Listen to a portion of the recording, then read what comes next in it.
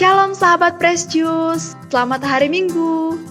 Perkenalkan, saya Ignatia dari Pematang Siantar, salah satu member DFJ Fellowship 15. Hari ini, Minggu 22 Agustus 2021, kita akan kembali mendengar Renungan Daily Fresh Juice edisi spesial OMK yang akan dibawakan oleh Kak Domi Denita Nebaho dari Pekanbaru, yang juga merupakan admin grup DFJ Fellowship 15. Yuk, kita dengarkan.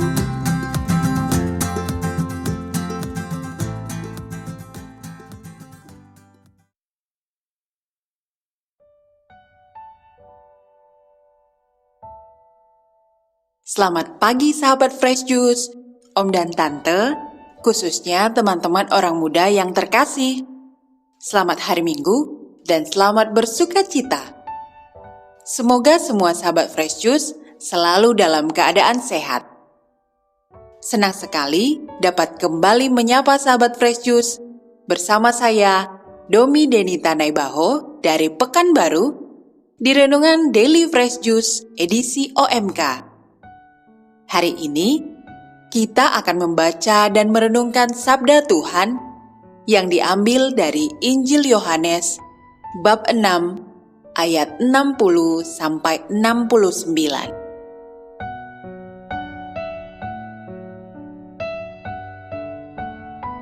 Inilah Injil suci Yesus Kristus menurut Yohanes. Setelah Yesus menyelesaikan ajarannya tentang roti hidup, banyak dari murid-muridnya berkata, "Perkataan ini keras, siapakah yang sanggup mendengarkannya?" Yesus dalam hatinya tahu bahwa murid-muridnya bersungut-sungut tentang hal itu. Maka berkatalah ia kepada mereka, "Adakah perkataan itu menggoncangkan imanmu? Lalu bagaimana kalau kamu melihat Anak Manusia naik ke tempat di mana ia sebelumnya berada? Rohlah yang memberi hidup, daging sama sekali tidak berguna.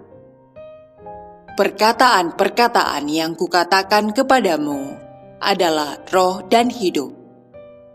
Tetapi di antaramu ada yang tidak percaya." Sebab Yesus tahu dari semula siapa yang tidak percaya dan siapa yang akan menyerahkan dia. Lalu ia berkata,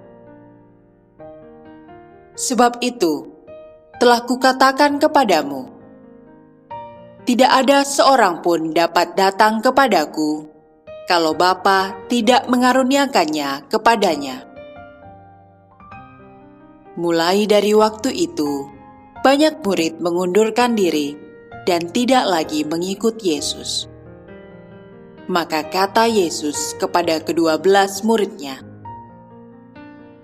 "Apakah kamu tidak mau pergi juga?" Jawab Simon Petrus kepadanya, "Tuhan, kepada siapakah kami akan pergi? Sabdamu adalah sabda hidup yang kekal. Kami percaya dan tahu bahwa Engkau adalah yang kudus dari Allah." Demikianlah sabda Tuhan. Terpujilah Kristus.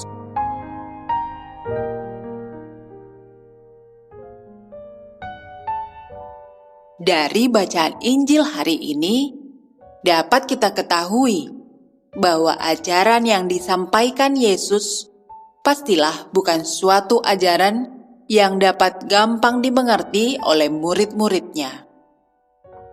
Ketika Yesus menyampaikan identitasnya, perintah apa yang harus dilakukan dan diyakini tentang dirinya, mereka berkata, "Perkataan ini keras, siapakah yang sanggup mendengarkannya?" Jadi, jangankan melakukan, mendengarkannya saja mereka sudah tidak sanggup. Mungkin kalau saat itu ada kamera yang memvideokan reaksi spontan para murid-murid ini, akan terlihat bagaimana bersungut-sungutnya mereka, menggerutu, bahkan mungkin ada yang mengeluarkan sumpah serapah. Perkataan Yesus dianggap omong kosong. Mereka berkata, "Bagaimana mungkin dia mengatakan bahwa dia turun dari surga? Bapak ibunya saja kita kenal." Belum lagi ajarannya yang dianggap tidak masuk akal. "Barang siapa makan dagingku dan minum darahku, ia mempunyai hidup yang kekal." Tidak sesuai dengan ajaran Musa dalam pemahaman mereka. Perkataan Yesus bukan merupakan hal yang ingin mereka dengar. Padahal awalnya mereka takjub akan pengajarannya, apalagi terhadap mukjizat yang dikerjakan Yesus. Dan bahkan baru saja mereka dikenyangkan oleh roti yang digandakan Yesus. Mereka semakin ingin menjadikan Yesus sebagai raja, agar mereka dapat hidup tercukupi, nyaman, dan aman. Tapi semua harapan mereka hilang setelah mendengar pengajaran Yesus tentang roti hidup. Mereka kecewa. Ini bukan yang mereka mau. Lalu akhirnya mereka pun meninggalkan Yesus.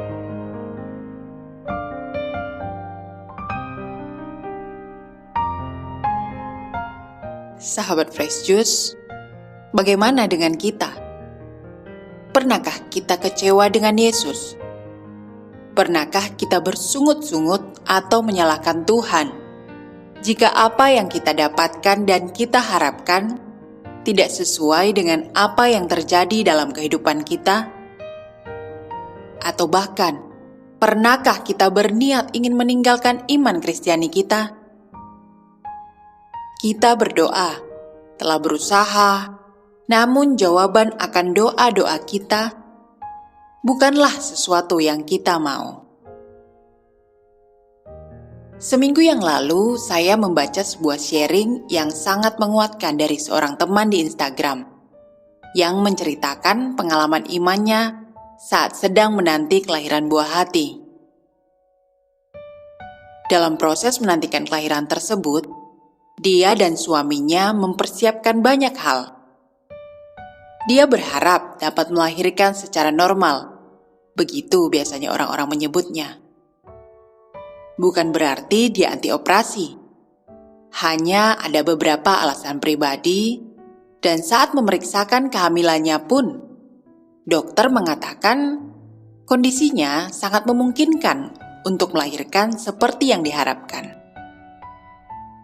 Dia sangat menjaga asupan gizinya, berolahraga rutin sesuai kebutuhan, belajar gentle birth, hingga membiasakan postur tidur, berdiri, dan duduk yang sesuai untuk memfasilitasi cara persalinan yang dia dan suami harapkan. Dalam pemeriksaan rutin, semua tampak baik-baik saja. Namun, 3 hari sebelum hari perkiraan lahirnya, saat memeriksakan kandungannya kembali, hasilnya bukan sesuatu yang dia dan suami ingin dengar. Terjadi perubahan posisi bayi dalam kandungannya, dan kemungkinan untuk melahirkan dengan cara yang diharapkan semakin tipis. Dia menangis, hatinya hancur, dan bahkan merasa usaha yang dilakukannya ternyata sia-sia.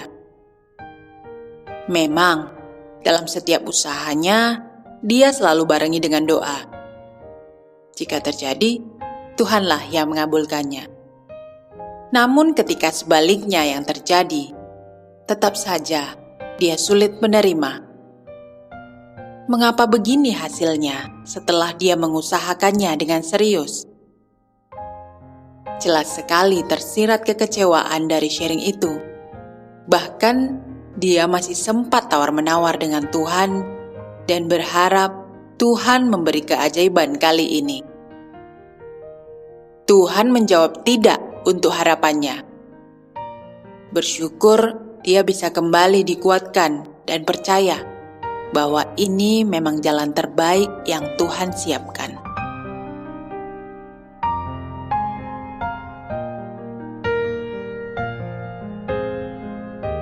Pengalaman seorang teman ini mungkin juga terjadi dalam kehidupan kita, terutama saat ini, dalam kondisi yang tidak menentu akibat pandemi yang kita alami.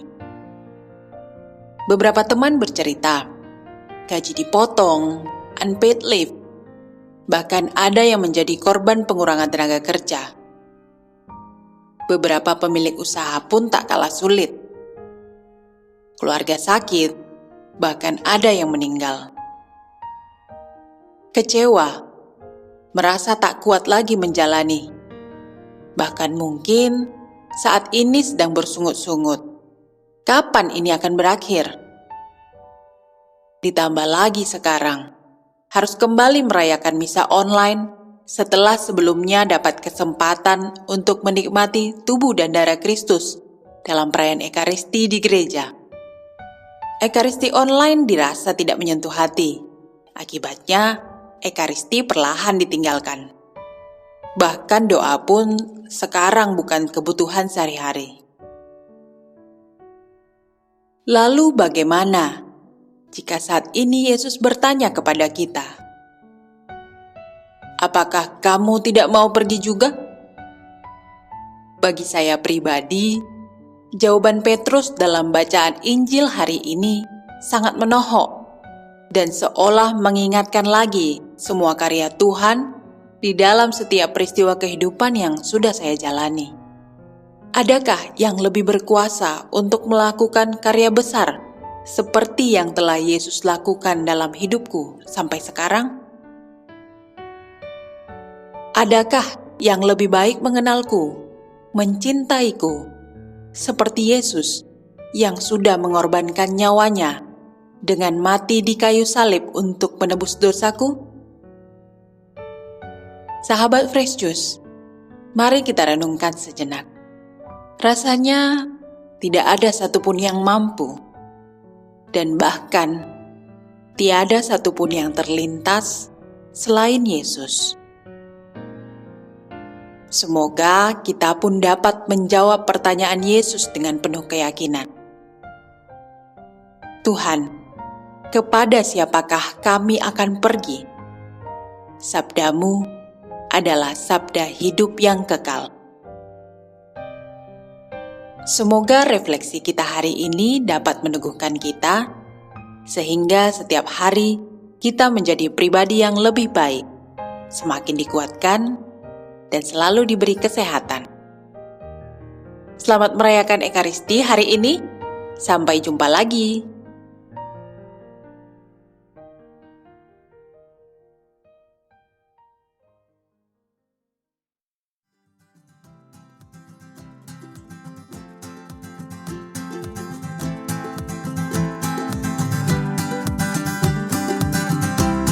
Sahabat Fresh Juice, demikianlah renungan edisi spesial OMK hari ini. Terima kasih kepada Kak Domi Denita Nebaho untuk renungannya. Semoga saat keinginan tidak menjadi kenyataan, kita percaya bahwa itulah memang jalan terbaik yang Tuhan siapkan.